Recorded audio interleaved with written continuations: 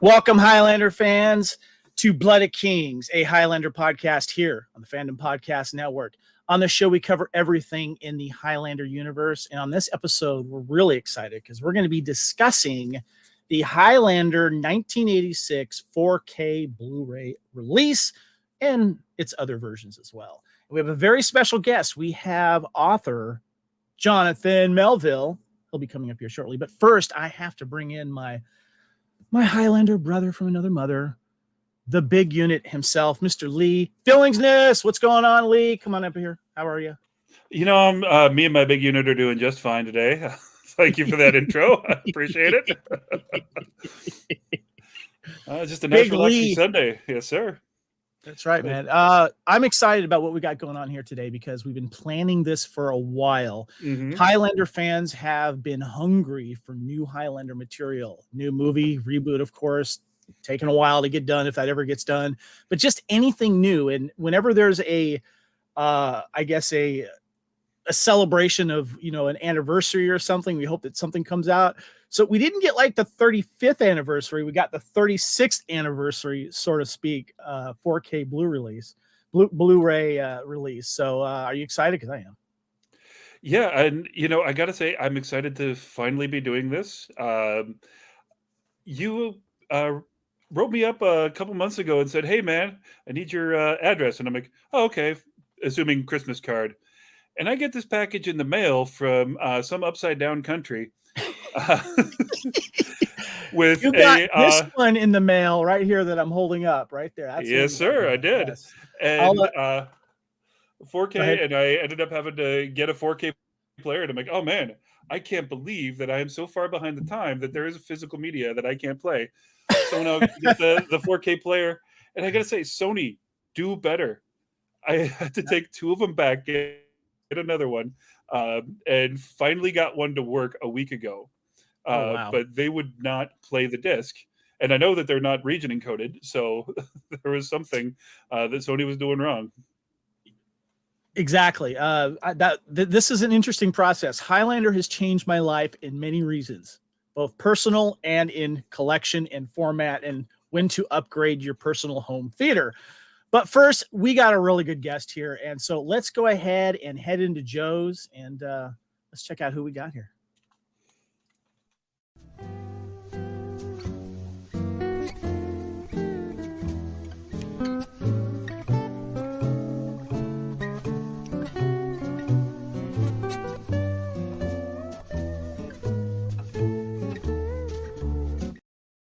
All right. We are here in Joe's. We love Joe's. Joe's is a fun place. A lot of cool people to meet here. Nice bar, nice tables. But we got someone that's been hanging out for a while here, and I'm really, really excited to welcome back author Jonathan Melville. What's up, buddy? Hey, Kevin. Hey, Lee. How you doing?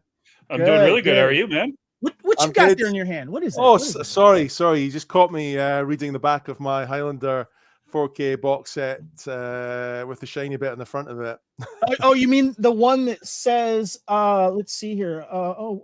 Audio commentary with author Jonathan Melville. Is that what you're talking about right there? I don't know who that is, but yeah, that's the one. You've got the slimline version. I've got the chunky one.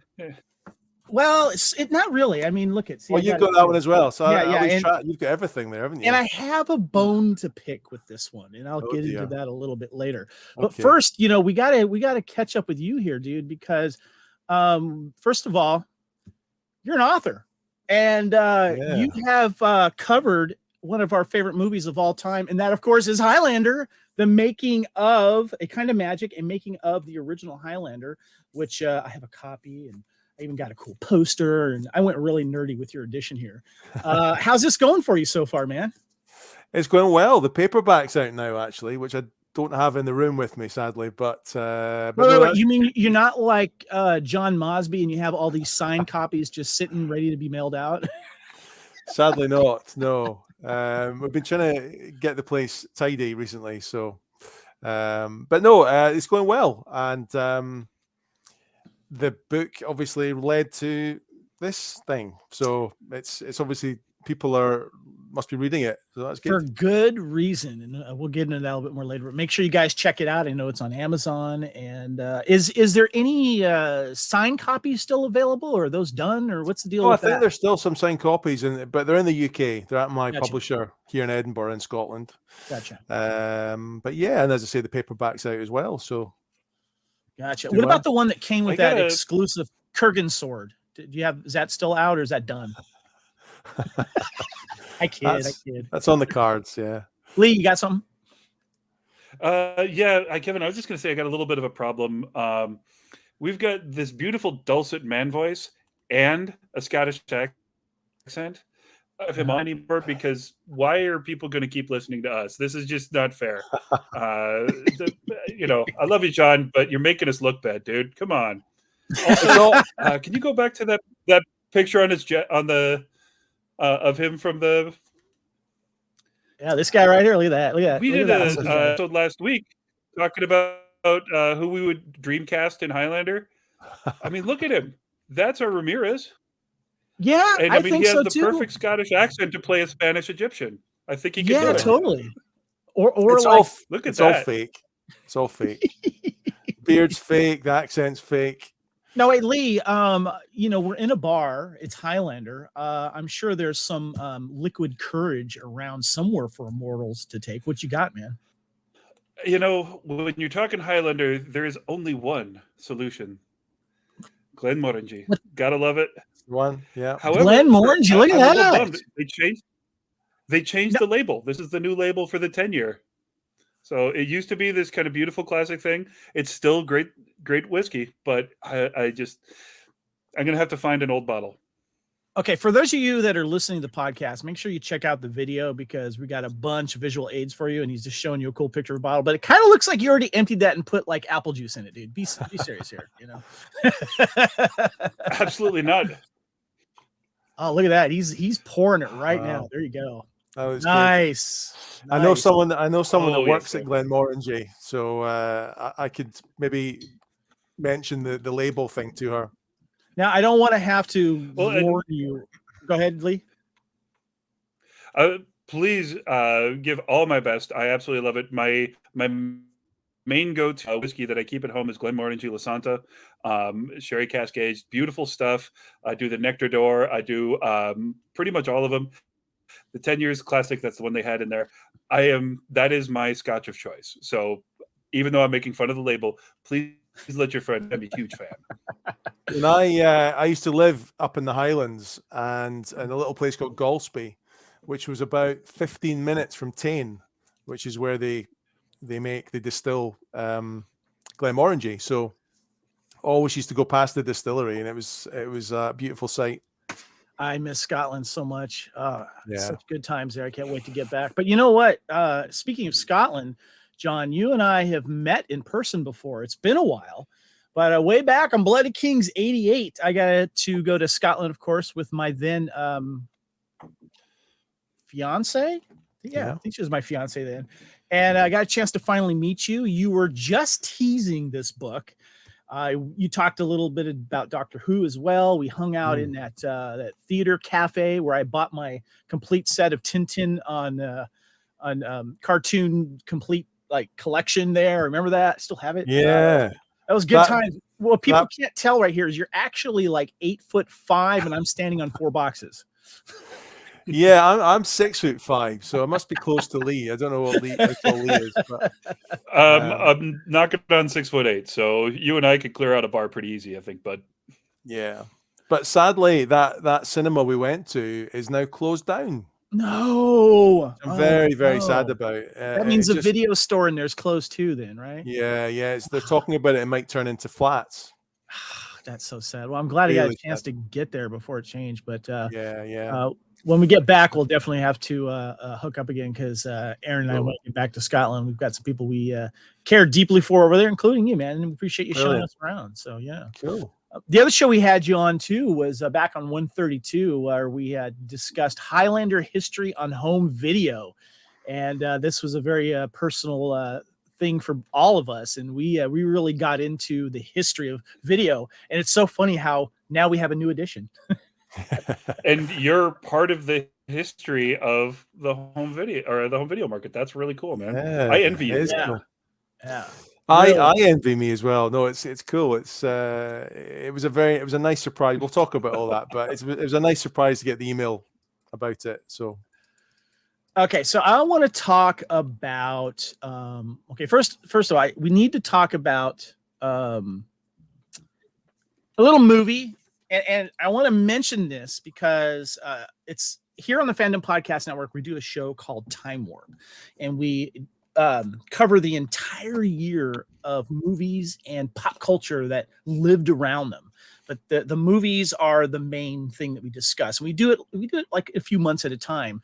And there is a movie that came out in 1983 that is now 40 years old, and you went the Highlander, a kind of magic making of the original Highlander route, including your Tremors book that you did too.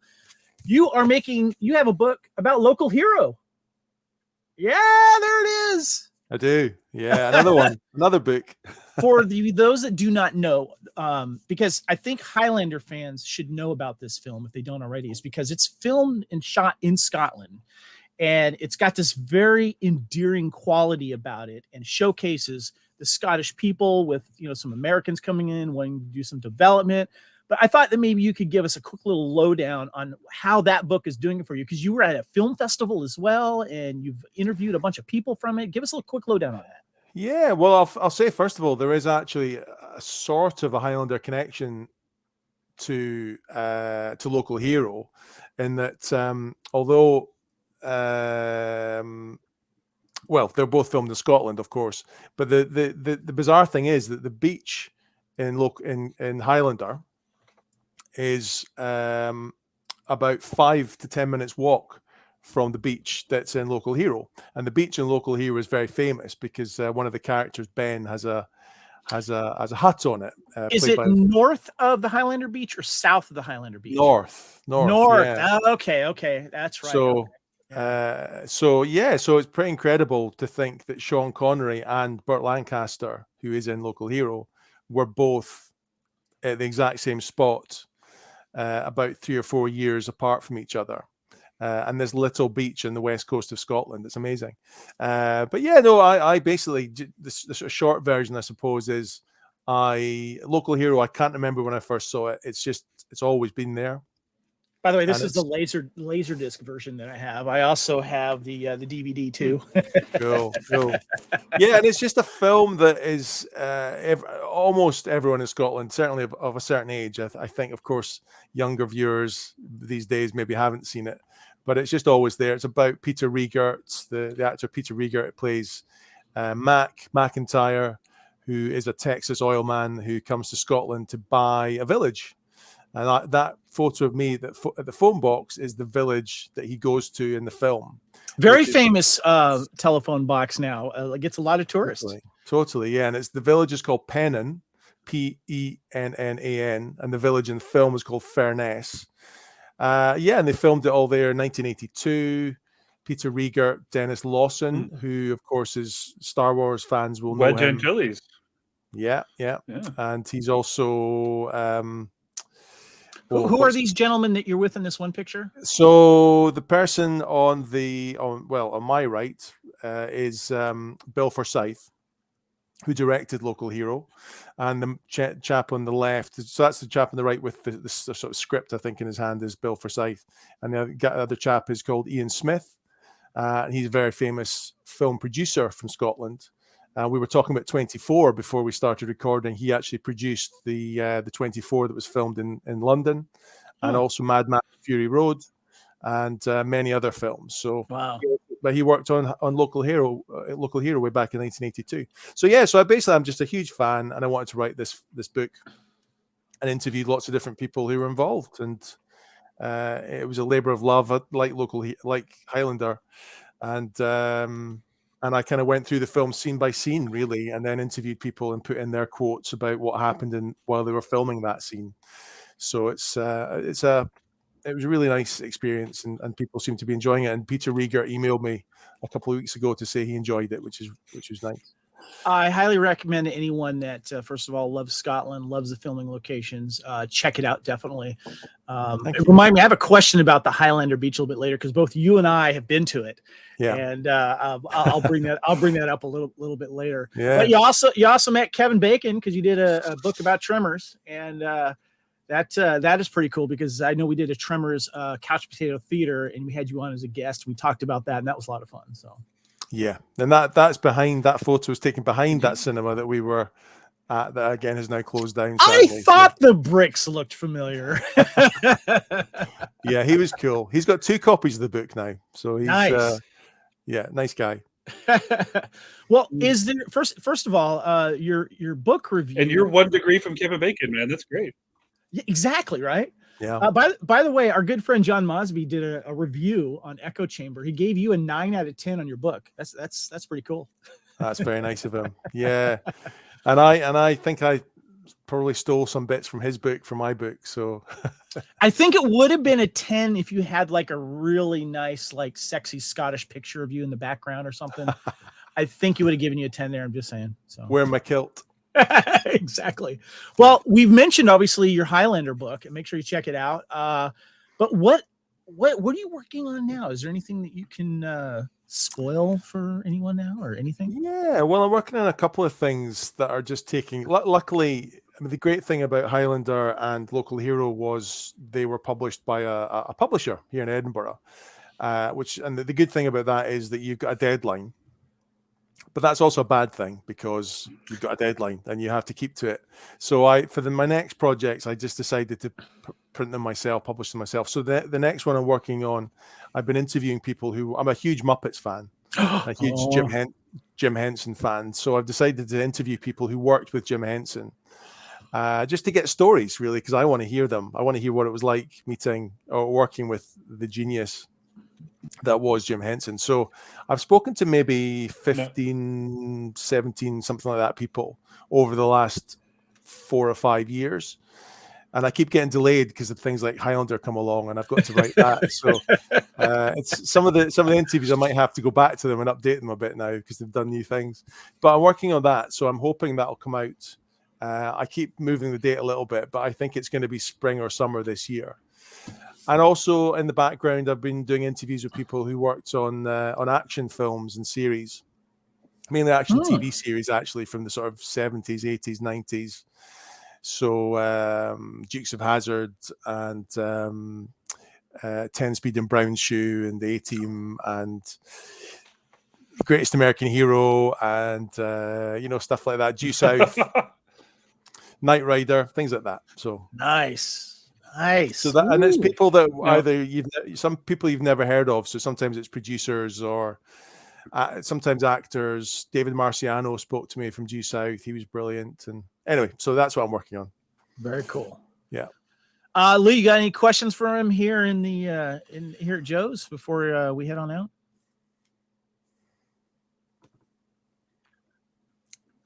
out? Be awesome. I just want to be the assistant helping with this. And I promise this was completely by accident. I put this shirt on today because it was the first shirt I grabbed out of the drawer. And, Jim Muppets, Henson. man. Yeah. I am a huge fan. I actually am did as the well. soundtrack to the 2011 Muppets movie.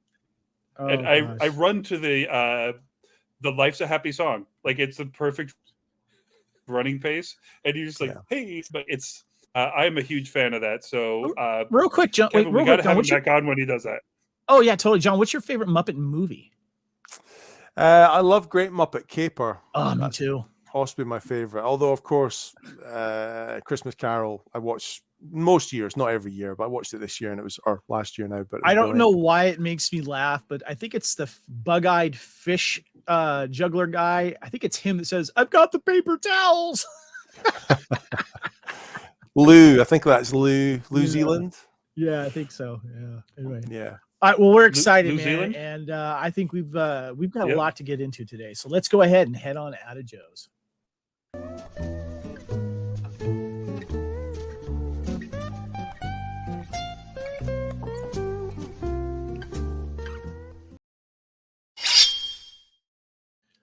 All right. So, guys, I wanted to get into. Okay, so we are talking about the Highlander new 4K special edition. We're going to get into that a little bit, but I wanted to get into a little bit of mortal buzz here.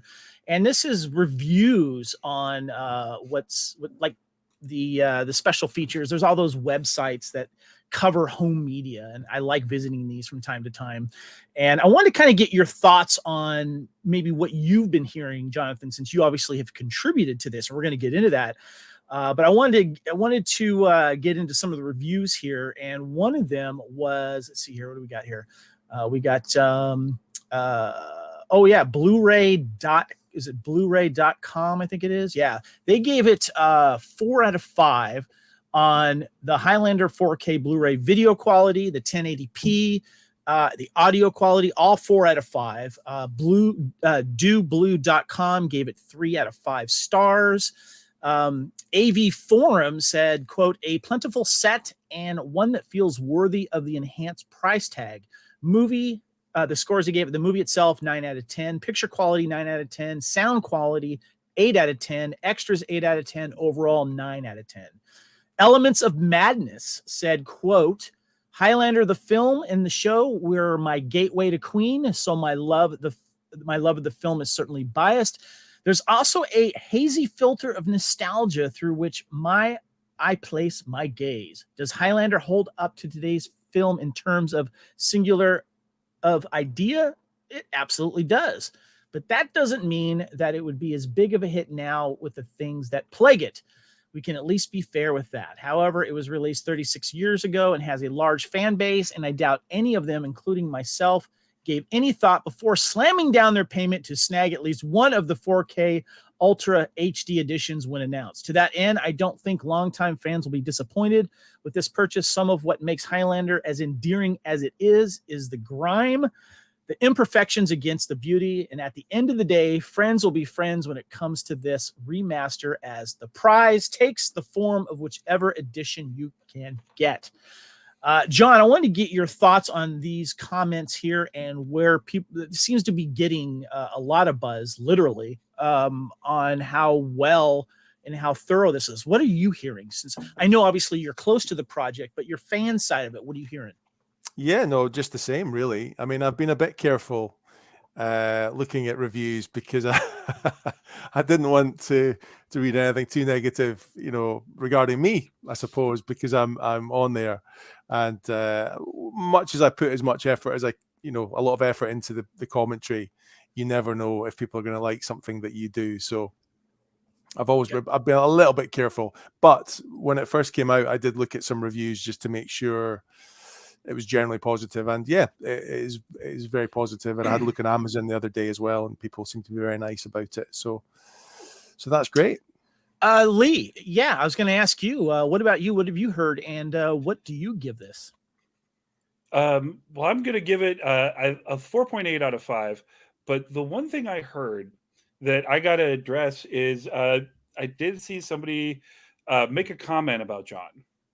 And specifically the commentary, it basically boiled down to, why is this guy here? He wasn't on set. He wasn't this. And like, I wanted to reach through the YouTube and be like, yes, we already have Russell's opinion on this.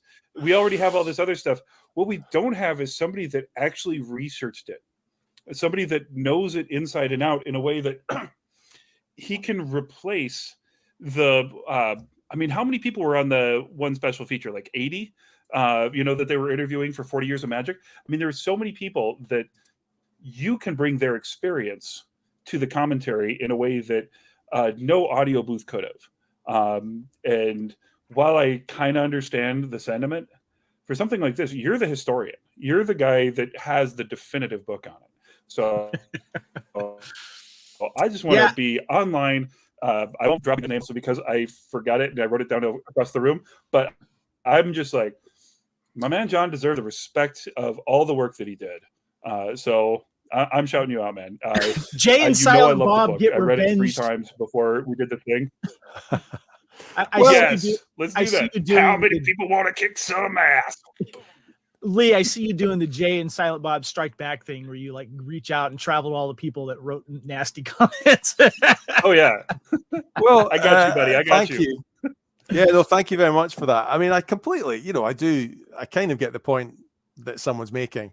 At the same time, I buy, we all, I'm sure, buy films and Blu-rays all the time and DVDs, and there are commentaries on there from people who were not on the film, and I'm happy with that. Particularly if there are not many of them who may be still alive, or and of course that's sadly the case with the producers of this film, who are not around anymore. Russell Mulcahy has done one. I'm not sure. I can't quite remember if it was discussed that Christopher Lambert and Clancy Brown would do a commentary, but I don't think that was really discussed because it's expensive for their time. Yeah. So I think to have them for 2 hours each would be quite expensive. People don't just do these things for free. So Sean Connery wasn't going to do one, and then of course he wasn't around to do one. So no, anyway, the point is, if people don't have to listen to me, of course, if they don't want to, and if they do, I've interviewed 50 or 60 people from the film, and some of them, people will never hear from on a commentary ever because who knows how many more editions there will be. So of this film, but. Well, I wanted to talk about the versions that are out there right now. Obviously, how long have we got? That's I know, right? Well, this was the first one that was advertised. This was the one that came from the UK, and I jumped on it as soon as possible. I bought 2 because I wanted to obviously open one up and such. And I know that obviously you got one, Jonathan. But Lee. Your first one was this one here that I'm holding up right there. This one I actually got when I flew with my wife back to Australia. And I wasn't expecting to see this on the shelf. And I bought it right away because I was curious about it. This one has only 1 disc, though. It has just the 4K stuff on it. There's not the Blu-ray version of it, which the other one has, and the US versions have as too, which I'll get in a second. And I also found out too, guys, that while I was wanting to view this, I couldn't because I didn't have a 4K viewable player of any type. I have all these Blu-ray and DVD players that can play out of region stuff. But then I found out that anything that is 4K should play in all players that can play 4K. And so I bought one for myself. I bought one for Lee, sent one to him. But Lee, you said you had an issue playing yours, right? Yeah, I had to go through 3 different Blu-ray player or 4K Blu-ray players before I could get them to play. I thought, okay, maybe there's a defect with the first one. Took it back, got the same model. Same problem. It was once I got a different model that it played, and they're all Sony, and it's the same disc. So I was a little bummed that I couldn't go to Best Buy, which is based out of Minneapolis, and get a different model. I actually had to go to a different store, and I like to support the business. They've been good to the film community here, but they didn't have anything that would play it. Speaking of Best Buy, this was the Best Buy exclusive, the Steelbook version, and it's got this little kind of translucent slip case on it, and then it's got the steel case, metal case with the stuff inside of it and everything. And but there was a little bit of pushback on this design, especially that Highlander logo. Did you hear about this, John? What do you think? The Highlander font. I think I heard about that from Grant Kempster, who's probably not too happy about it. Yeah.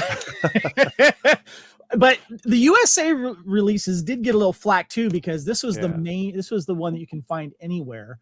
This is 2 disc as well, but it's a little bit reimagined version of Connor because he has the Clan MacLeod and he's got the katana. It's still a really cool design though. What are your thoughts on these covers, Jonathan? Yeah, I mean, I think I prefer the one with the yellow kind of logo on it, but this one here. Yeah, but I think we've just sort of run out. That same photo is used all the time, isn't it? Or versions of it. It's a slightly different one on this one, but But I'm not too offended by them. I mean, they're trying their best. Okay, well, let's talk about the big one, the one that I got first. I know the one that you got. Oh, yeah, sorry, Lee, go ahead. Yeah, I did just want to say on the cover of the regular US release, I don't know why they swapped the blade for Glamdring from Lord of the Rings, but they did. Look at that. That's a leaf-shaped blade. It's a lot wider. They messed with the aspect on the handle.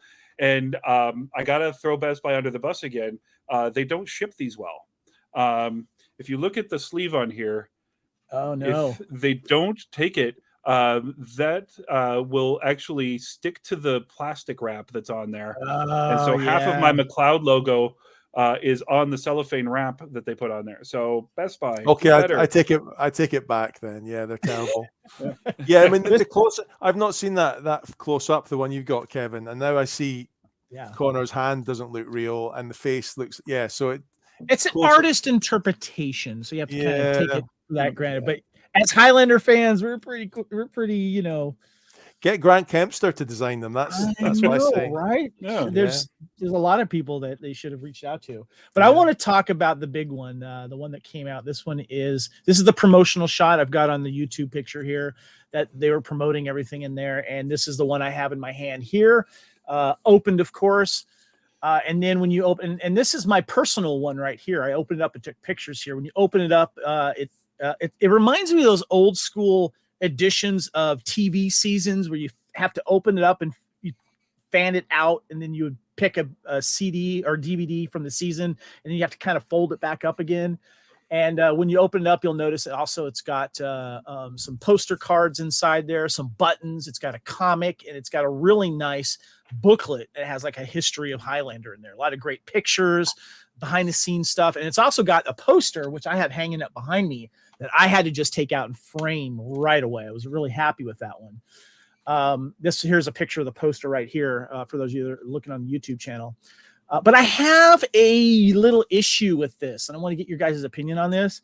So when I opened it up, as you can see, and I got the picture here, once you take everything out of it, it's kind of awkward to open up without stuff falling out. And then you have to pull the DVD or the Blu-rays out of it, and you got to be careful. Like, you got to keep the stuff in here. Or what if you take all the stuff out, and then you just kind of got this weird, like, empty void, unless you can, like, maybe go grab the other 4K edition and maybe slide it in there instead. But I felt that the discs should have been in an actual snap case and then put in there instead of having that little thing.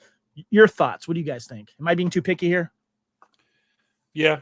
No, I see what you mean, and I think that was a problem that we had with the first edition of season 1 of Highlander. It fits. Yeah. Like when you have to have an advanced degree to figure out how to put it back in the case, I think that's when it gets a little crazy. That said, it's a really cool set. I'm a little bit jealous. I loved the comic books when they came out. I thought that was a really good way to tell the story in a different way, going back to those characters that we obviously can't film for the same reason anymore. But yeah, overall, I think that's a really cool set. Yeah. Well, let's go ahead and get into your contribution in this, Jonathan.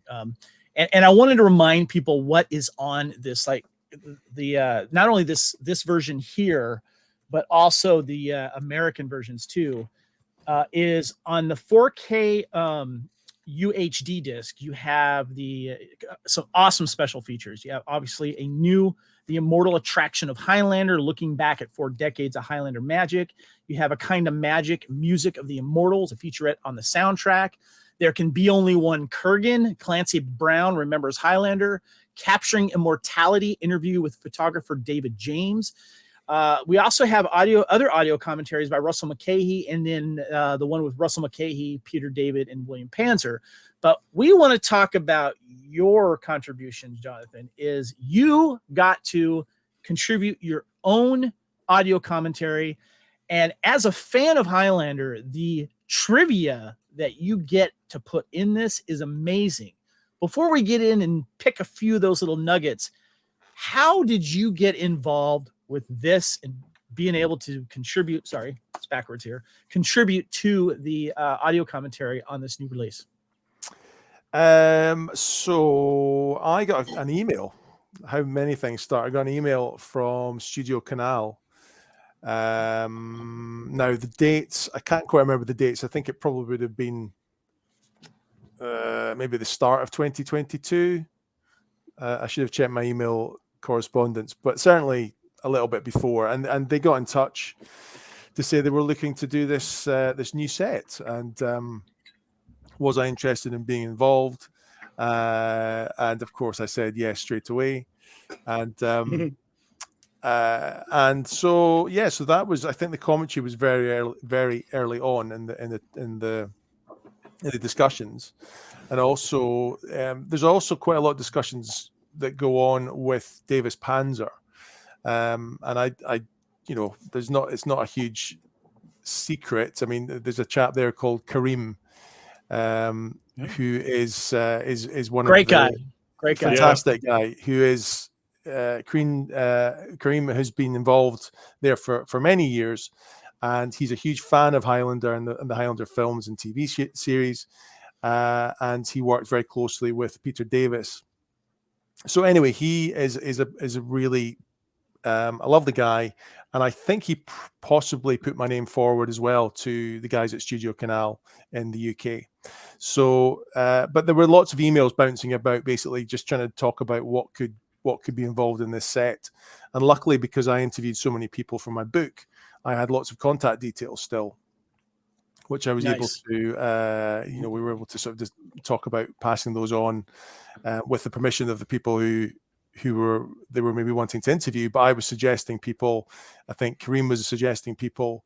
So yeah, there was lots of input really from around the Highlander, the world of Highlander, just to try and get the best package and the best interviews available. So yeah, so that was it really. And then I said yes, and then I had the task of actually scripting the commentary. How did you do that? How did you? That's what I've been wanting to know, man. Yeah. Yeah. Well, luckily I did a commentary for Tremors a couple of years ago for the Arrow box set, which if you're a Tremors fan, hopefully you've got the Arrow. There's a lovely box set, a bit like this Highlander one, big one, and there's a smaller disc as well. So what I did for that one, because I've written the book on the film, I was able to go through the book really and sort of pick out the bits that I wanted to keep in, because it's a huge task doing a commentary. Before you do them, if you've not done a commentary before, you possibly just don't appreciate how much work is involved if you're doing it on your own. I think interviews, and of course, even if there's more than one person, it's still a lot of work. But I think it would be slightly easier to bounce off people, and if there's a lag in the conversation, then maybe someone else can fill it. Whereas when you're on your own, you've got this worry that you're going to have boring bits or just stop speaking because you're watching the film. So it was really just a case of going through it minute by minute, really. And because my book as well is sort of out of it's not in order really, because I jump about between really through the filming of it rather than the beginning to the end of the movie. So it's not in order basically.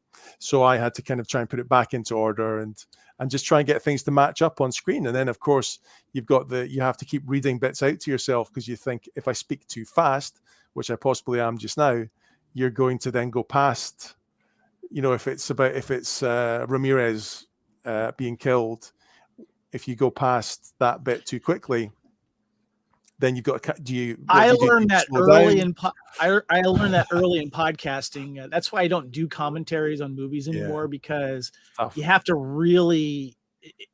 One of the things that annoys me is when there's a scene you want to hear something about behind the scenes, and they're still talking about something that happened like 4 minutes ago. Yeah. So that I totally get that, and it's easy to happen. So that was really it. It was watching the film multiple times again, which I'd watched many times for the book, and then just trying to match things up and sync it a little bit. So hopefully it worked. I think it worked okay, but again, until you do it, I'm not trying to be, but basically you just don't know. Okay. That's the fact. So You are totally playing down what you did here. No, I'm not. Well, no, I'm just being honest about you. Like yourselves, like anybody, you create something. You hope it's as good as it. You hope it's going to be a great end result. You don't know until it's out there. Let me tell Highlander fans this: the amount of information and trivia and behind the scenes and references to all the people that you've interviewed is probably one of the most behind the scenes information on almost anything that I've ever watched or listened to commentary before. Well, that's good. No, I'm serious. You did a fan, and I'm not just saying this because you're a friend of mine and I've had you on before. When I listened to this for the first time while I was watching it, I remember a lot of this stuff came from your book too, but you threw in a lot of little anecdotes and things like that, that even if those of you that haven't read your book, it is a well of information of Highlander fandom that people really need to do. I mean, you know what I'm talking about, Lee. Yeah. Speaking as the guy that read your book 3 times before we interviewed you, because it was that good. And everybody out there, if you don't have his book, not only is his commentary amazing, there are things that he could not get into the movie or to his audio commentary that are even more fascinating. I mean, there's just so many, like the dude stepping off his sailboat, handing it to his buddy, and then going to be the DP for Highlander. I mean, that's just an amazing story. Hugh Quarshie, hanging out with Oprah and Steven Spielberg, watching Live Aid. I mean, there are so many crazy moments that you never those detailed. You went into in both of these, and again, I read this 3 times. I was still entranced by your commentary, and that's some of it was very familiar, but it's also like I'm now hearing it in your voice instead of the voice in my head, because I hadn't even met you yet, really. So all of the stories sounded like this voice. Hi, I'm, instead of, it's I'm the this accent, lovely bro. Scottish man, and you're just going to listen to me and love every word I say. It's the accent. Okay. Wow. So I want to pick apart a couple of things that I took notes of while I was listening to you. Okay. And one of the things that I love, and you've shared this story before, and I was like, is he going to mention it? Is he going to mention it? And you did, was the first time you saw Highlander with a double bill with The Crow. Yeah. And I have a Blu-ray edition of The Crow and Highlander. And this is like my perfect double feature right here, because they're both dealing with immortals and the burden of being immortal. And you got to see this live in a theater, and you got to see Highlander for the first time as well. I love that you put that in there. Totally. Yeah, and isn't that a perfect Blu-ray set? I mean, the fact that someone at the studio thought, let's do this, and the boss said, yeah, it was brilliant that this exists. Yeah. You got one of these, right? Yeah, I think so. Yeah. I wonder where it came from. It occurs to me after the Clancy Brown documentary, and he's been on record of how he wants to play, or he wanted to play the Kurgan. That's really how Top Dollar was played. Nihilistic, nothing to live for, very classy, insanely violent, and like non-caring. It just occurred to me now when you're saying that, and I'm like, of course, that's a perfect double bill. There's one thing okay, first of all, I love how you get right into the original Sean Connery voiceover and how there was stuff that would have been originally in there. But one thing that I wanted you to touch on, and I think this is really important, especially coming from being Scottish yourself, and this being your country, was that you mentioned how being Scottish and seeing Scots portrayed on the screen and how important this movie is, and movies like Local Hero and stuff like that. And so you have this history of films that you mentioned being filmed in Scotland or about Scotland. I want you to kind of touch on that a little bit.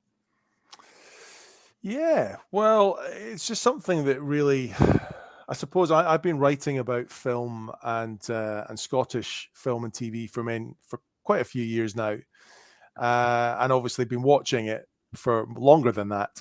And at some point, it kind of dawned on me that traditionally we've not had much of a film and TV industry in Scotland. The odd thing does come here, like Local Hero or Highlander or Train Spotting or whatever, but most of them are not funded here, and they come from elsewhere. So I just think it's really important, and I think it's a real shame that we've not had more, because like I kind of try and make the point in the book, I think it's really important that people of any nationality see themselves on the screen and see other people, just see themselves reflected back at them, really, rather than constantly having to watch people from the likes of, I don't know, America, or much as I love 24 and all the films that I grew up watching, Back to the Future, that I remember seeing at the cinema when they came out, or even just England, England and Wales and Northern Ireland, just having stuff made here is really important. So so things like Highlander just really, they stick with you more, I think, because they are made, and we are such a small country, and because they're made here, and we just, certainly I just pull them to me a little bit closer, which is, I think, why I've written these two books about Scottish media, because we just don't have that. I mean, of course, there are lots of them. It's just these are really important ones. Well, there's a story I heard. John Barrowman, who was famously Torchwood, he was Captain Jack. When he was a kid, he's watching an episode of Doctor Who, and that's the reason why I'm bringing it up, because you're the Doctor Who guy. But it's one of the old black and white episodes, but one of the companions was from Scotland. And Barrowman, just as a kid, just went insane, and he tells the story, and you just see this moment in his life that stayed with him. Mummy, there's somebody from Scotland on the Doctor. And it was the moment that gave him an idea of being an actor, of being a performer. And when you're talking about the representation, you think about, Scotland, you have a Scottish actor playing this British character, and you have, with Sean Connery, he's playing 007. He's like, oh, I'm Your Majesty's Secret Service, but having something this Scottish, local hero, this one, and then we start getting other movies. I love Train Spotting. It's one of my favorite movies. We talked about it a few podcasts ago, but it just, that representation and seeing something. There's a movie called The Accountant that came out a few years ago, and the main character is on the spectrum like I am. He's an expert in violence like I am, and it was the first time I'd seen that portrayed, and I'm like, oh my God, this is me. And those moments are very important for an audience. So and funnily enough, funnily enough, I'm going to mention 24 yet again. I'm obsessed clearly at the moment because I'm watching all the episodes. But tonight I watched episode 1 of season 7 of 24, and in it there's a Scottish actor. I think his name's Tommy Flanagan. And he pops up, and my partner went, "Is he Scottish?" And it's like, wow, there's a Scottish guy in an Sons American of Anarchy program. he was in, if I remember correctly. That's true. Yeah. And it's Braveheart. and Braveheart, of course. And it's just like, but it's and just Gladiator. that thing of you're saying, oh, there's a Scottish guy in an American thing. That's just weird. And although you just mentioned Sean Connery, who of course was one of the biggest stars in the world, was Scottish, there's still just one guy. We want more. We do need more. I do want to, a couple things I want to mention was, first of all, as you guys watch 24, the amount of time it takes to ride on certain freeways to other freeways is the most unrealistic thing about that series. Everything else was done well, but how it takes you to get on the 405 to the 101. Oh, 4 minutes. They're across the city. Not going to happen. Not going to happen. But anyway, I want to. And he never has to pee. Yes. There's a few more things I just want to, that I picked from your commentary. I just want to mention real briefly here. Was first of all the Highlander filming locations, and also you touched on that Highlander is actually a British film, even though the producers were American. And you also gave respect to Peter Diamond and Bob Anderson. And the thing that I forgot, either I didn't remember if it was in your book or not, was you mentioned David Keith, that he was considered for it. I think that might have been in your book too. Kurt Russell, we all know that one. And what's funny about David Keith is he filmed this movie called Lords of Discipline that came out in 1983, but he filmed it in 82, and he had to film this in England because it takes place about basically racist military students that treat an African American man horrible in school, and because of the subject, no military school in the U.S. would allow this, so they filmed this in England. So obviously, David Keith, who was Officer and Gentleman the previous year, this came out in '83. I see why he was on the radar. But the person that I either missed or couldn't remember was Barry Bostwick. Barry Bostwick was considered, of course, one of my favorites. I have a picture of him as Ace Hunter from Megaforce, one of my favorite movies from '82. That was surprisingly. To me, he will always be Brad Majors. I was a huge Rocky Horror guy growing up. That's how most people know him, is from Rocky Horror. Yeah, definitely. But I wanted to ask you to clarify something for me, Jonathan. Was Sean Connery's pay? We know he was paid quite a lot of money for a short amount of time, but was it a location thing and a tax thing, and when it had to be done? Can you clarify that? Oh, it's a complicated one, this, but basically he was due to be paid, I think it was $1 million. Oh, now, was it £1 million or dollars? I can't quite remember. Let's say dollars, for his week's work. And basically there was a problem with the camera to get to sort of shorten the story a bit. And it meant that they had to film for an extra few days. And I think it was $500,000 per day that he was charging if it went over this week. And it went over over 2 or 3 days, I think. So he ended up getting paid at least another $1 million or so. I'm probably getting the story slightly wrong because it's. Oh, I frozen? Sorry, I think it was in your commentary, but yeah, there's a lot of tricks they did to make sure they got certain looks from him so they could edit in later and stuff like that. They were very clever with the amount of time they had with him because of the money he was charging. I think that was in the last sort of 10, 20 minutes. Russell Mackay said, look over your shoulder, look left, look right. But you know, but he ended up just getting paid more than he should have done because of a camera problem. So, Lee, was there anything that jumped out at you regarding the commentary? Well, you kind of touched on it for a moment, but your shout outs to Bob Diamond and Peter Diamond and Bob Anderson as a fight choreographer, as a stunt monkey. I appreciated that, especially bringing up Peter Diamond, who is kind of the Donald O'Connor to Bob Anderson's Gene Kelly. He's the guy that's easily as talented and just doesn't get the recognition. So I really liked that, and I just appreciate it. And especially, now that Bob's gone, we don't get any news or any more stories. So hearing more about that was really cool. Yeah, thank you. Yeah, they're just such an important couple of, pair. Bob and Peter, and I think for people who are fans of Peter Diamond, they should follow Peter's son Fraser, who I think is on Twitter. I think it's just Fraser Diamond or maybe Fraser_Diamond, but you'll find him quite easily. Who is writing a book, I believe, on his dad.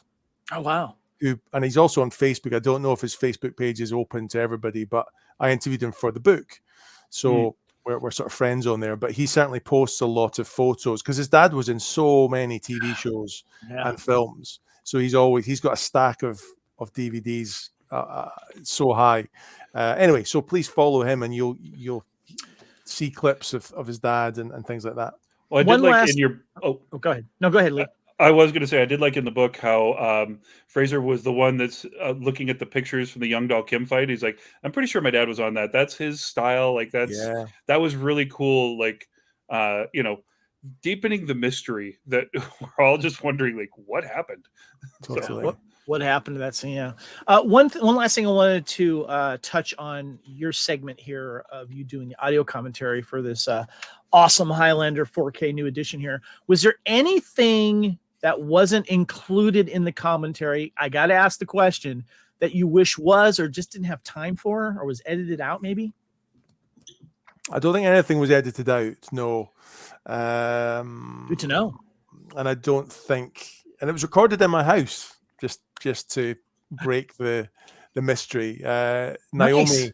Naomi. I thought you were like flown in style to some expensive hotel and you went into the recording studio. So nope, didn't happen. I know. I wish, but no. It's the person we've not mentioned at all is Naomi. Naomi Hallwill, I think, is her surname. Sorry, Naomi, if you're listening, and I got that wrong. But I just call her Naomi. So, but she is effectively, she created. I don't know if her name's on the back. I don't think it is.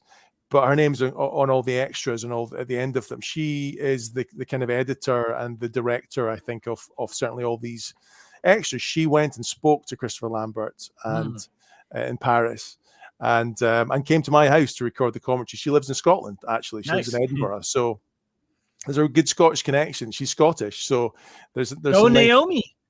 Nice connections there. So she actually just came round to the house with her equipment, sat down on the couch for 2 hours and listen to me recording. I mean, one of the things that is actually, and it's not really exciting as such, but it's you make a lot of mistakes. And of course, we are going through this, and I'm sure we've all made little mistakes here and there. But when you're recording a commentary for 2 hours, you fluff things, and you say a name wrong or you get tired. So she had to listen to all this. And I was a bit nervous, and I kept saying to her, "Is it okay?" I said, "I can listen back if you want and tell you bits to cut out." So she had to listen to the whole thing and then edit bits out where I'd made a mistake or said the same line 5 times. So she made me sound good. But no, if she's how amazing. Long did the process take for you? You mean just recording or? Yeah. Well, the film itself is about 1 hour 50, I think. But I think it probably took about two and a bit hours. Maybe say 2.5, because I think there was a bit of a break in between, maybe having a cup of tea or a glass of water or something. But yeah, it wasn't too long. Glenmorangie.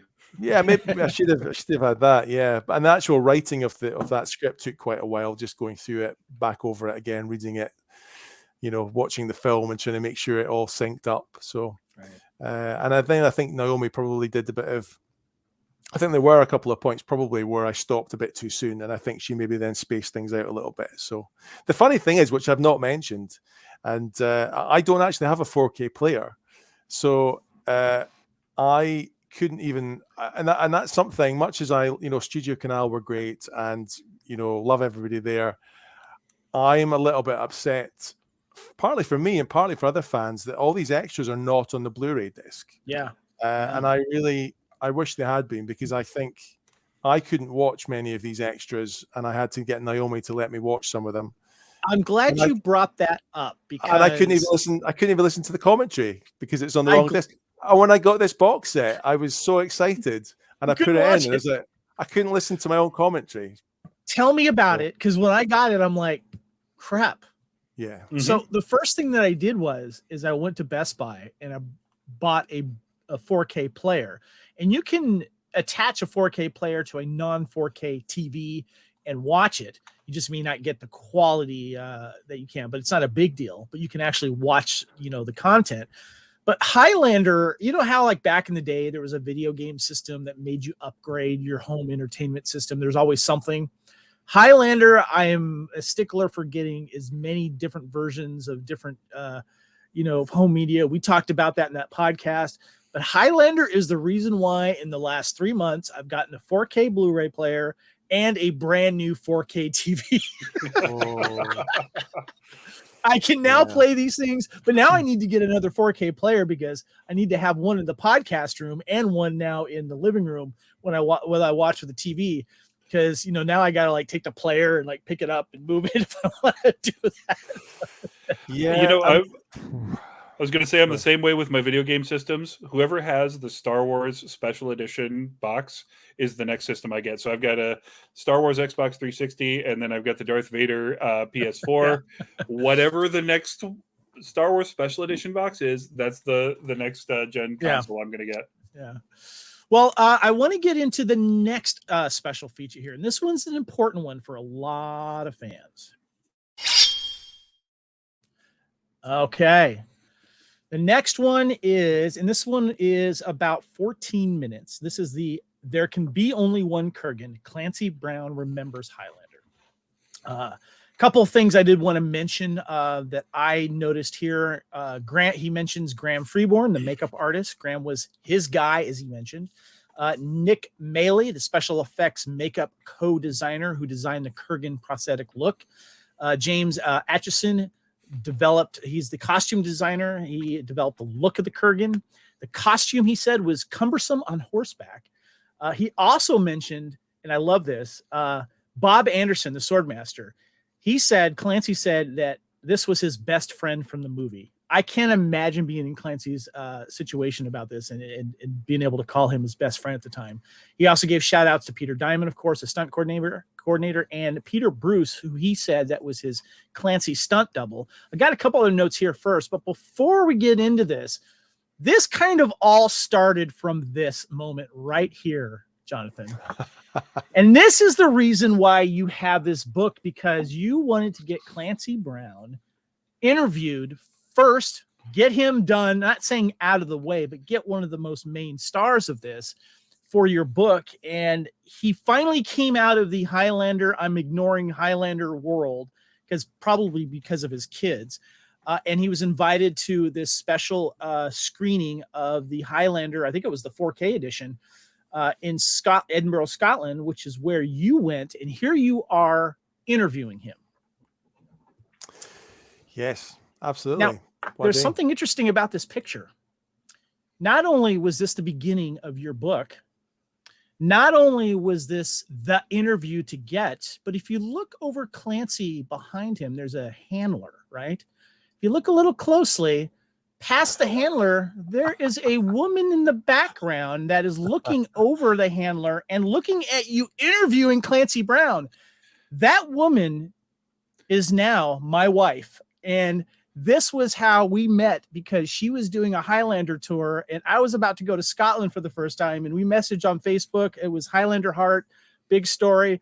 But you were there where my wife was, and she got pictures with Clancy Brown for that evening. She even is showing off her Kurgan tattoo sleeve with Clancy right there. I just had to show that because one thing led to another. We went to Scotland. There's some pictures of us here at Eilean Castle. And there is the Highlander beach right there that we went to. And we got married last year. Our anniversary is coming up in April.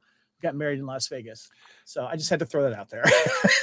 By the way, can we just point out why you got married there and the significance? Okay. We got this married. Is nerdy. I love it. We got married in Las Vegas on April 26, 2022. We are big fans of the movie Aliens and Alien as well. And our first date was seeing the 30th anniversary of Aliens at the Prince Charles Theatre in London. And we got married on this day because April 26 is 4/26. We got married in Las Vegas. And for those of you Alien fans that know what's going on, they found the alien pods and eggs on LV426. So we got married in Las Vegas, LV, April 26, 426. Wow. Amazing. We got extra nerdy about that. But let's talk about the interview. Podcaster being nerdy? You don't say. But I just want to say, it's just so cool, though, that you are doing an interview with Clancy Brown, and my future wife is watching you do the interview. I just thought that strange, isn't it? What a small world.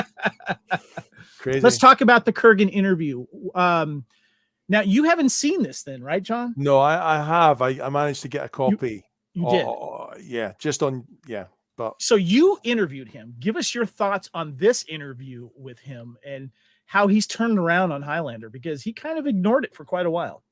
Totally, yeah. Well, I didn't think I was going to get an interview with him. I mean, if he hadn't been coming to Scotland, I wouldn't have got an interview, I don't think, because I did email his people in 2016, I think it was, or the end of 2015, and they didn't get back to me, and neither did Christopher's or Sean's. And so yeah, I don't think it would have happened until this this film festival appearance. And I just kind of, when this photo was taken, I just cycled from my work on the other side of town. So it was a really hot day in June. and I was really sweaty, and the bike is parked, so I was exhausted. And I didn't tell my work that I was going to be using most of this interview for a book that I wanted to write. But this video is online, so people can watch. I just had my little video camera beside me, and if you go onto YouTube, you can find it. He was taller than I expected, so the camera is kind of tilted up a little bit too high. But no, he was great. And did you knew this picture was being taken? No. This is one of the members of staff at the film festival who took it. Because I think she knew I was really keen to speak to him and maybe do a book about it. And this was the first, so I interviewed him twice. So this is the first time. And then I got another interview the next day, which lasted about 20 minutes. That was in the bar, right? Well, in the hotel. Yeah, just in a hotel room. So there was two of us, and I had about 20 minutes. So I had all my questions written down just in case, like, you want to just be perfect with your questioning. And then I met him again a week later, because Christopher Lambert, nobody else came to the screening apart from Clancy, which is weird because everybody else, I think, was, Christopher has been attached to Highlander and been in fandom for so many years. But Clancy wasn't, but he was the only one that turned up. And so, but what I heard on that night was that Christopher was going to be going to London to the Prince Charles for a screening a week later. And Clancy wanted to go and kind of surprise him. And I don't think he knew he was going to be there. So I went down for that as well. Nice. And I hoped I was going to get an interview with Christopher that day. And we went to the screening, watched it, went back to the bar with Clancy and his wife. I know exactly where that is. Yeah, went to the bar, and Christopher was meant to come along. And then there was a call to say that Christopher's mum, I think, was not well at the time. And so he couldn't come. I think he had to maybe go back to Paris. I'm not entirely sure. And so I just remember sitting in this bar with Clancy Brown, looking at each other, and he was like, "Oh, I'm sorry, man," because I'd flown down to London that day, and I had to fly back that evening, and I didn't get my interview. So, yeah, it was kind of. But I did get Christopher. It took about another year to get Christopher Lambert, so it's been a long process. Right. But Clancy was such a nice guy, just really lovely. What was your thoughts on the special features? Because this was a wonderful interview with him. Yeah, and he shed a lot of insight on his experience, stuff I didn't know. What was your knowing you interviewing him and then seeing him do this interview for this new special 4K? What were your thoughts on that? I thought he was very relaxed. He seemed to be very happy to be there.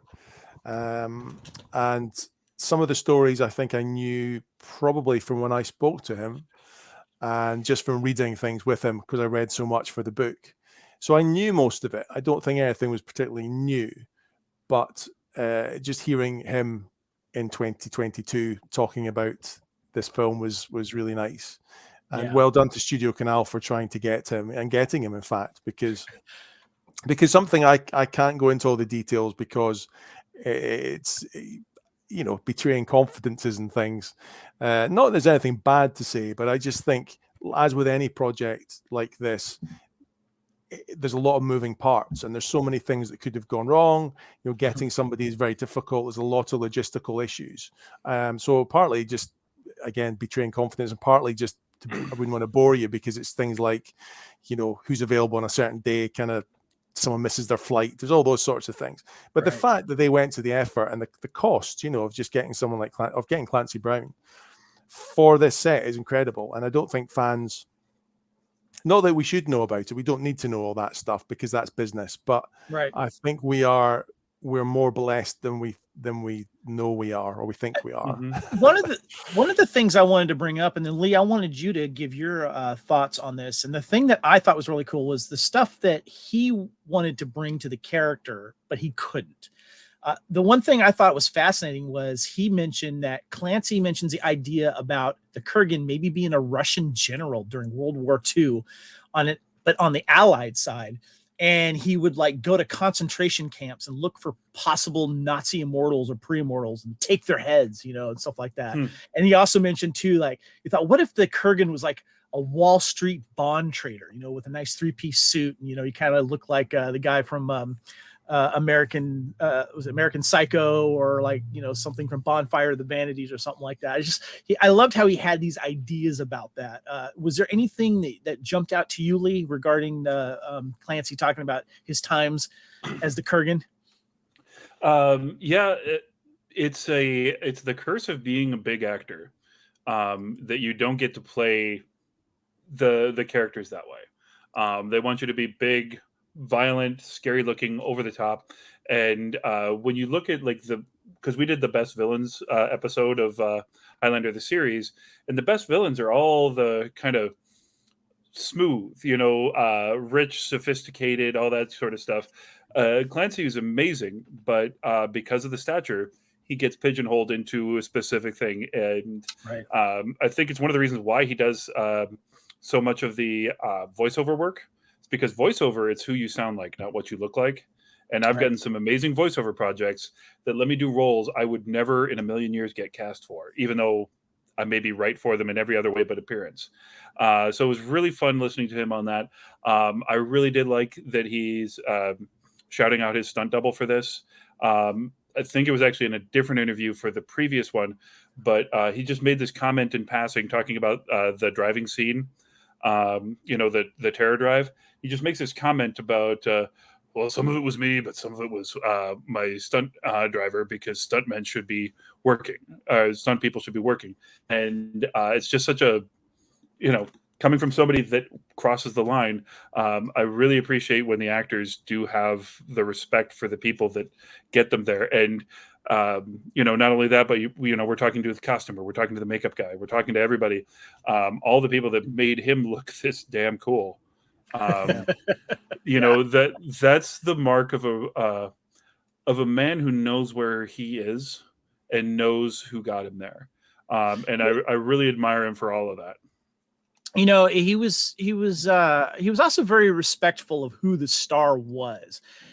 When Clancy said that he was doing these cool things with the sword play, Christopher said, well, I want to do that. And then he kind of said, well, you're the star, you should definitely do that. But Clancy was kind of like, darn it, you know, he was hoping to like pull some of those off. I love the thing too that he mentioned that it wasn't until Die Hard that the bad guy was probably the smartest villain, or maybe even the smartest character there, and that the Kurgan was your typical 80s bad guy, typical to a certain degree, but he really brought a lot of character to it, which is what we liked. The other thing that stood out for me too was that he spoke with Sean Connery's son Jason about the famous beach scene where Connery has to run, and how, like, you know, off screen he says, man, I think he was in his 50s at the time, like almost pushing towards 60 or whatever. He's like, I can't do this anymore. So when you see him run, it was kind of like, if you've ever gone to Blooded Kings and watched my running on that beach, I'm feeling the same thing. Well, I think I maybe mentioned this on one of our videos previously, but I spoke to Jason Connery as well at a film premiere a couple of years ago, and he mentioned his dad's knee. And he said that his dad, that Sean, called Jason after that beach scene and said his knees were killing him.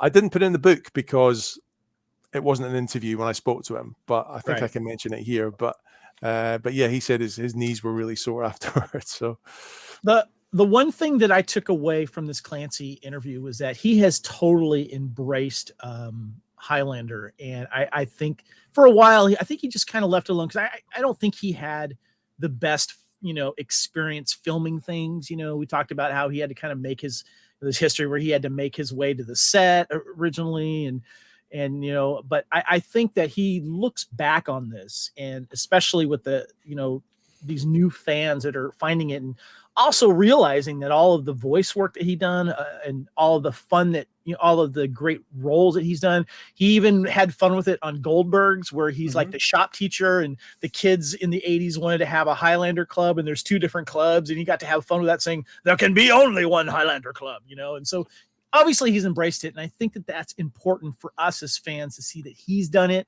and he's come around to it. Is that something that you also see, Jonathan?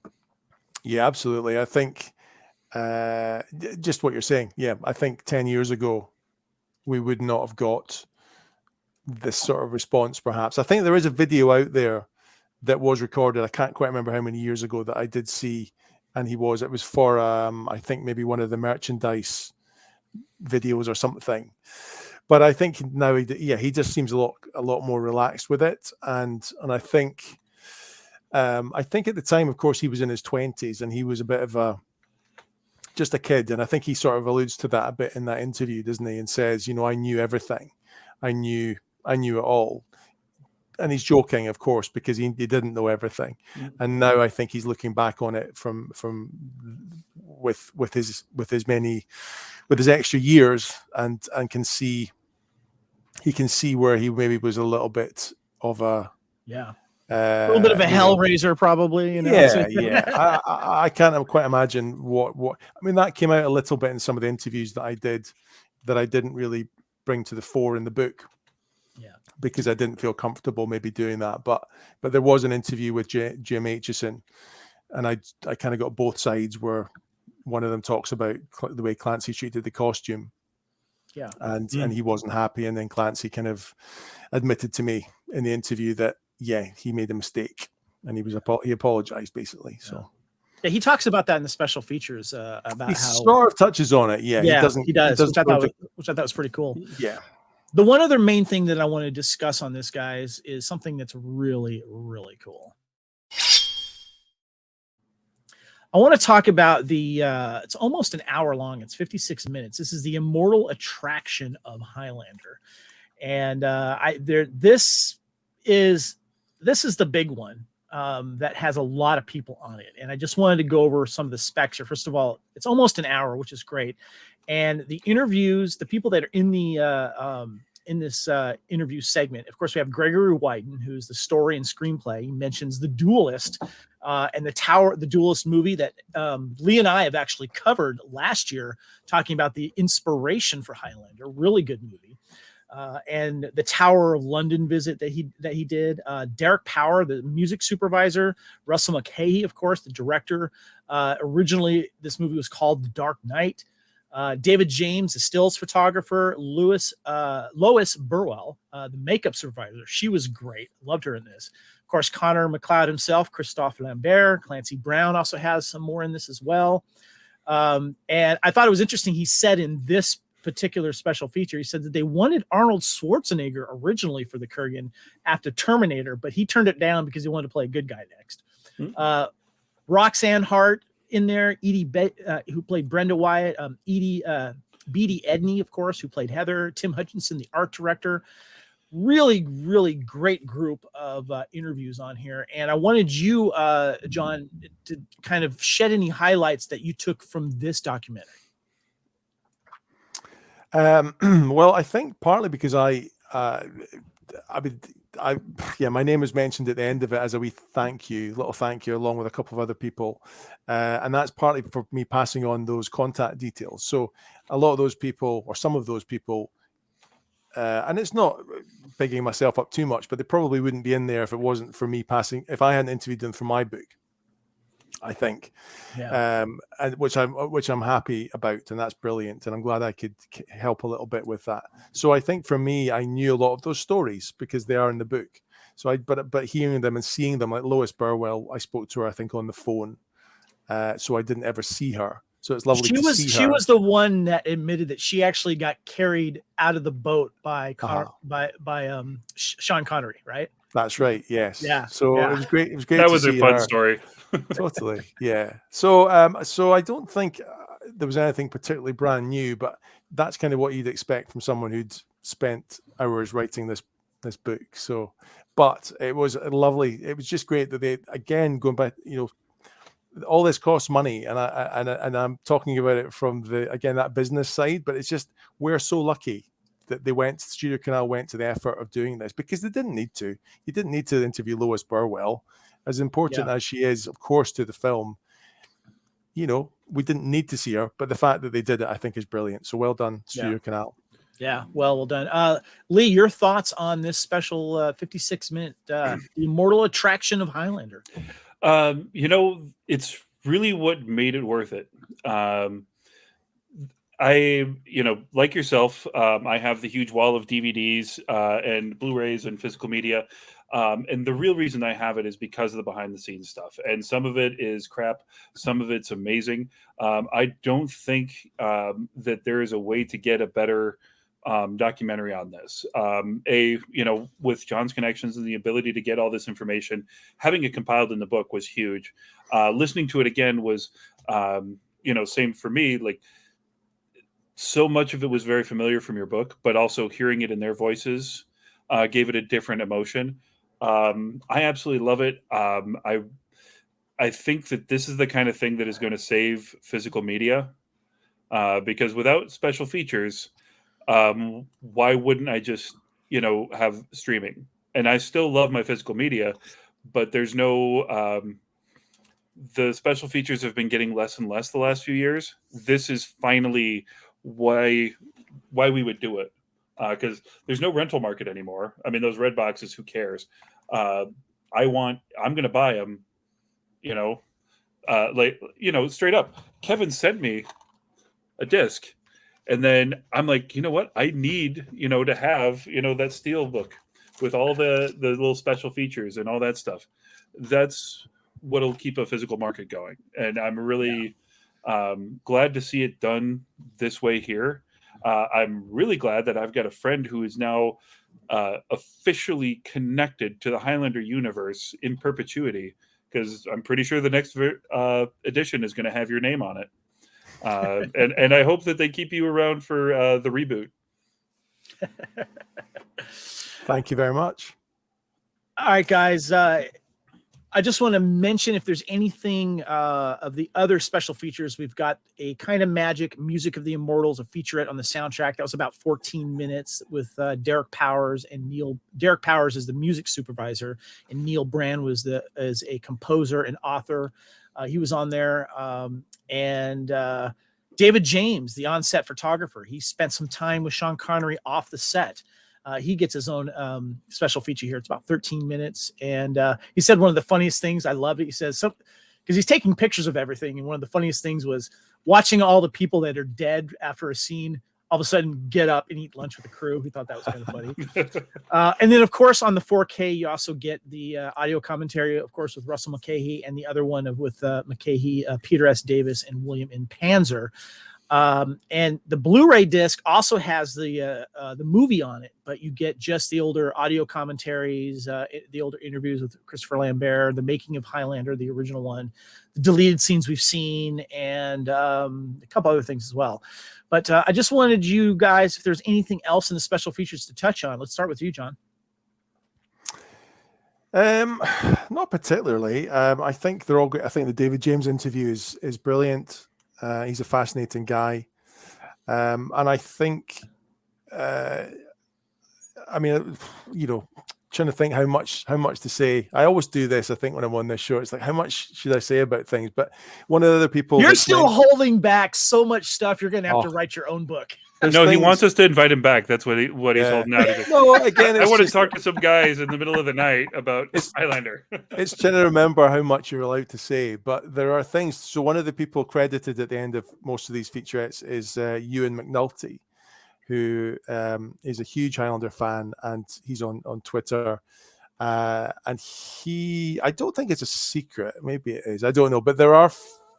We know that there are deleted scenes, missing scenes, but we also know that many photos exist. And Ewan and I think Grant Kempster, who we mentioned, have been a little bit involved in this, but behind the scenes there was an attempt to try and get some of, again, I don't know if I should be saying all this, but there was an attempt to try and animate some of these deleted scenes that exist as photos. But they couldn't fit them on the disc. That's the main reason. So they're not on there. But Lee talking about future editions, I hope that maybe those will see the light of day sometime. Because we've got the script, we know what should have been and what the dialogue should have been. We've got photos. It's just we don't have the footage. And also, I wonder now. Talking about it. I wonder what will happen with AI and the amazing things that the AI can do at the moment with animating AI, well, right? just everything, you know, it can do anything. But I know as a Doctor Who fan that things are happening with telesnaps that were taken from a lot of the 1960s episodes that don't exist.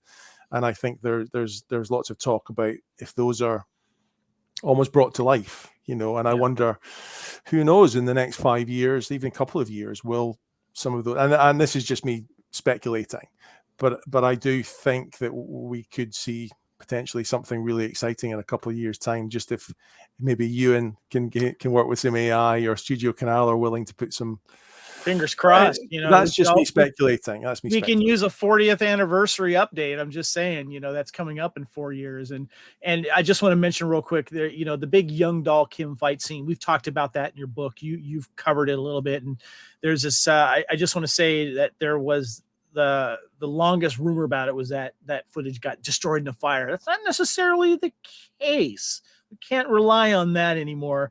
That just might be lost. Who knows? But there's this wonderful video online. I have it on Blooded Kings as well. If someone took all the still pictures and put it in kind of a moving picture format of what it would look like if it was either recovered or done.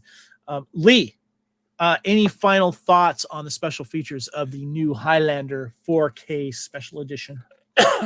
I really did appreciate bringing in the photographer and getting that perspective. Yeah.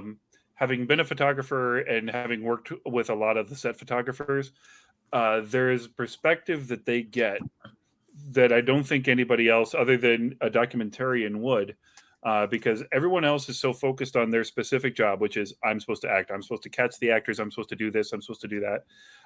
The photographer, their job is to document and to see the things and to find the moments in between. And part of it is just this innate ability to pay attention and disappear. Because as soon as, you know, you're visible with the camera, everyone goes, but if you can get those moments in between, and it's just some beautiful ones. And you had some of his pictures in the special edition of the book. You'd sent them off in the package, if I'm remembering correctly. Yeah. But that perspective and that ability to kind of see the things that nobody else would notice. As an actor, I'm very focused when I'm acting on my scene partner, where the camera is, all sorts of stuff. And I will, you know, in between, it's like, okay, let's drink, let's tell stories, let's do this, let's get caught up. I haven't seen you since this set. As a stunt guy, I am just so focused on safety, especially after everything that happened with Rust, that I don't really pay attention to a lot of the things that happen on set. And it's when we get these photos, when we get these photos from the set photographer, I just got a dump from a guy named Ben Husett. He's a great set photographer here. And suddenly, like, that's my memory now. It's not just the tension of being on set and like, okay, what's my line here? Where am I facing? What's my line? It's like, oh yeah, that happened too. And suddenly this is the reboot of this amazing experience. And you know, the same guy that's like, why are we talking to this Melville dude? Was like, why are they talking to the set photographer? It's like, you don't even know how important that guy is. Yeah. You know, like, that is for everybody. He's the reason why we have all these stills and cards and memorabilia, you know? Yeah. And it's not just like a little thank you blurb. It's like, that's for so many people that are sleep deprived and hungry and just hyper focused. That's the guy that allows you to remember what you did, because it becomes a blur afterwards. Yep. So well said. Well said. All right, guys, we're going to wrap this up, but I got one other thing I wanted to mention here. Okay, Jonathan, before I go, one of the things that my wife, Erin, at the time fiance, when we went to Scotland together and did our own personal Highlander 1986 tour, was the famous picture that you had of where the Highlander beach was from. Was it the location guy? What was his name again? I think it was Tim Hutchinson.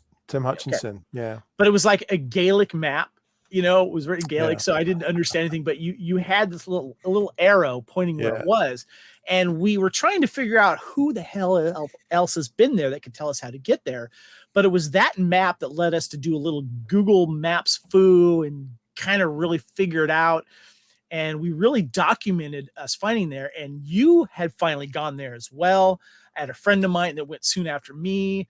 There's a gentleman that's putting these great Highlander location videos up as well.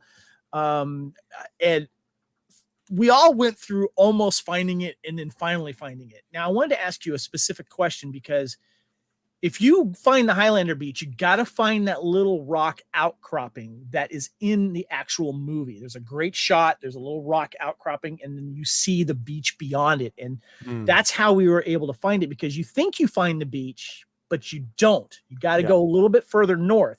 Yeah. And I wanted to bring that up because at first, Aaron found it first because we thought we found it. But I want to talk about the name, because we actually asked some locals that were like walking their dogs on the beach there, like, what is this particular beach called?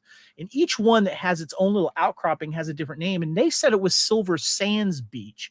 But what information did you get on the beach? Really just that map from Tim.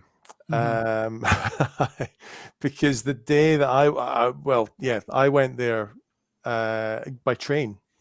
I was staying somewhere else, got a train to where was it now? Was it? I can't remember even. It was a few years ago now, but basically walked to the wrong beach and thought I was on the right beach. Had my lunch on it, went home again, and then realized when I got home that it was the wrong beach because it didn't have that little. I'm pointing at it. You can't see it, but there's a little bit of there's the land. That one? There's the land. If you're looking at the video, there's a little rock outcropping that you actually have to crawl on or climb up on, and it's the famous scene of them looking out past it through the beach, and that's the beach behind us there in the picture on YouTube here.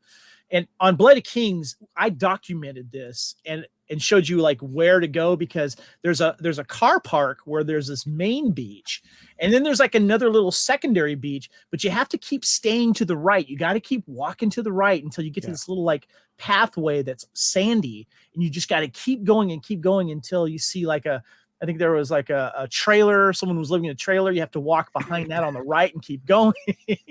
It's crazy, isn't it? Yeah, and it is. That main beach beside the car park, that's the local hero beach. Yes.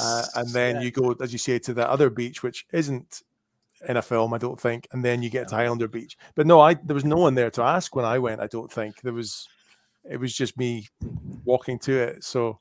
And there's no signs. They don't have signs up or anything saying Highlander was filmed here. So it's a real detective. We are the experts, me and you, Jonathan. Yeah. If anyone wants to go to the beach, hit us up.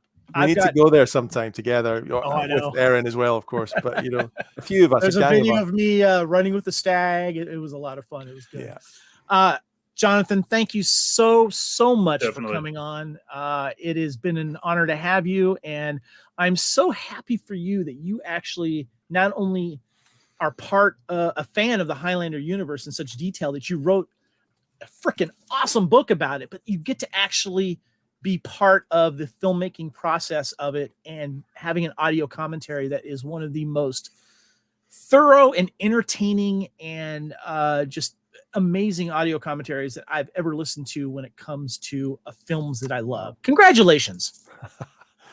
Thank you very much. It's brilliant. I love coming on here because you say such nice things, you guys. So let's do it every week. I really need that. I'm very sincere about it too. I mean, I know you are. You are, and I really appreciate it. And you're a fan, and you're honest, because fans don't like to be ripped off. I think none of us want to be ripped off and conned. So, no, I put as much effort as I could into this, and many hours, many hours. I know, and it shows. And enjoyed it though. But it was good fun, and it was fun to just to relive it again for the commentary, and the fact that you enjoy it is fantastic. So next time in Edinburgh, we gotta find a new pub to hang out with. Is there any other cool like theaters to go to? Well, there's a place called the Cameo Cinema, which is apparently one of Tarantino's favorite places. There's a photo of him outside it, and Clint Eastwood was there once, and Orson Welles. Wow. Nice. So that might be the next one. But no, I'm planning on going for the tattoo either this year or next year. We should all get together. Totally. Oh yeah. man, maybe Just we could book- target next year. That would be fun. Just That'd be book a your lot of fun. accommodation well in advance because it sells out very quickly. Yeah. Oh yeah. Well, I've got a couple friends that live there now too. So yeah, Cool. I got a friend in Glasgow that I could go to, but you know what? I could just sleep on your kitchen floor if that's okay, John. That'll be fine. That's fine. That's absolutely fine. Lee, any last comments regarding the Highlander 4K or Jonathan? This is what it should be. It's not like Peter Jackson's Lord of the Rings where they had somebody on set ready to do this. When you look at the most recent Blu-ray edition of Star Wars, it's kind of hodgepodge and crappy. Like, I think that having an historian like yourself, which is what you are for this, helping to guide this, making the special features coherent and enjoyable and enriching. This is the kind of thing, I mean, that's why you got to do Tremors. That's why you got to do this one. That's why they should have you as just the set historian for whenever this reboot eventually comes out in the next 30 years. I think this is just a fantastic thing. I love it. It is absolutely worth the price. Like I said, 4.8 out of 5, I think. And part of it is just like the audio, and a couple of spots had some really tinny stuff to it. They weren't able to upconvert a few of the scenes where, like, when you suddenly see film grain and the rest of the film you don't, it's like, okay, that takes me out of it. But other than that, like, you cannot expect more from something like this. Totally. And I'll just say once again, I mean, you hear my voice on the commentary, but the people behind the scenes, such as Kareem Damashki and Hugh McNulty, Grant Kempster, Naomi Hallwell, as I say, who's behind the visuals that you see and edited that documentary. These guys are amazing as well. So congrats to them. Yeah. Well said. Well said. Well, John, why don't you tell us how we can, how we can get a hold of you? Where are you on social media? I think probably Twitter. I'm still on Twitter, as long as Twitter is there. John_Melville.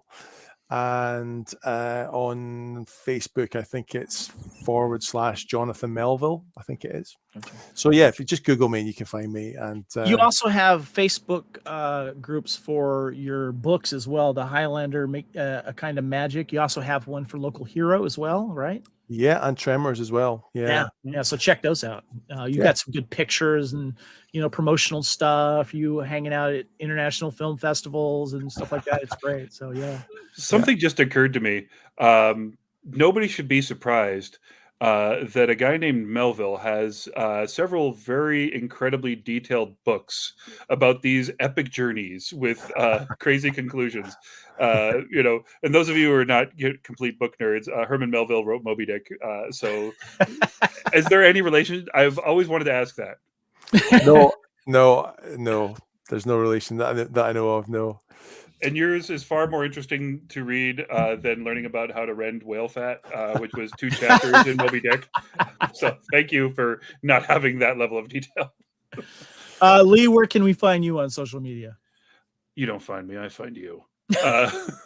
Otherwise, you can find me on Facebook under my name. I've also got my Double Action Martial Arts page. Madman Road Productions, my film company. I'm about to start a prop armory. I'm still trying to figure out what names I can legally use for that. But after the events on Rust, I spent a whole lot of time buying, trading, and begging for prop firearms to make the film community safer. Yeah. And so that's good for you, up. man. Yeah, I shared some pictures with you, and it's about tripled in size since then. Once people found out what I was doing, they're like, you know what? I've got this just sitting here. So I could arm a huge, epic Zack Snyder level zombie movie right now. So, nice. Zack, if you're listening, which I know you are, let's make a movie, bud. My name is Kevin. I'm on Twitter and Instagram at Spartan_Phoenix. And also, please check out the Blooded Kings podcast master feed at fpnet.podbean.com. Just click on the Blooded Kings button when you get there. And please Check out the Fandom Podcast Network on YouTube. If you're watching this video, thank you very much. Give us a like and a share. Make sure you check that out. Bloody Kings is also on Twitter and Instagram. And also, too, we've got a great Facebook page, the Bloody Kings, a Highlander fandom group Facebook page. Make sure you check that out. We got a lot of great Highlander fans there. And we have a sister page for Bloody Kings, a Highlander CCG collectible card game and gaming discussion group page. If you'd like to email us directly, you can email us at bloodykingspodcast@gmail.com. And also give us a love on your podcast catchers. Give us some reviews, and also check out TeePublic. You can get your Bloody Kings t-shirt on anything, logo on anything too. We also got the Bloody Kings Team Iron Pipe as well. We love to share our love with that, and you can also support us while you're doing that. Jonathan, thank you so much, man. It is wonderful to have you. Yeah, let's get you. Show that again. Show that there. That special feature. Yeah, I'm just gonna get that. Highlander 4K. Isn't that beautiful? The way it just shines there. I love that. Yeah, lovely. Let's all hold them up here. Let's hold these up. Hold on. Let me get this going here. Let's get all of our pictures. Show these right here. There you go. Yeah. Guys, thank you very much. Jonathan, thank you so much for coming on. I really appreciate you, man. Thanks for having me on. It's been brilliant. There's always great fun coming on here. I hope to come back at some point. Yeah. Oh. Thank you, and your beautiful dulcet Scottish man voice. Thanks, laddie. I'm Kevin. Yes. Yes. Love it. I'm Kevin on behalf of Lee and our very special guest, Jonathan Melville. Thanks everyone for listening and watching. And join us again next time here on the Fandom Podcast Network for another episode of Bloody Kings, a Highlander podcast. That sensation you are feeling is the quickening. We are one. We are immortals. Farewell, dear shitheads. Goodbye, everyone.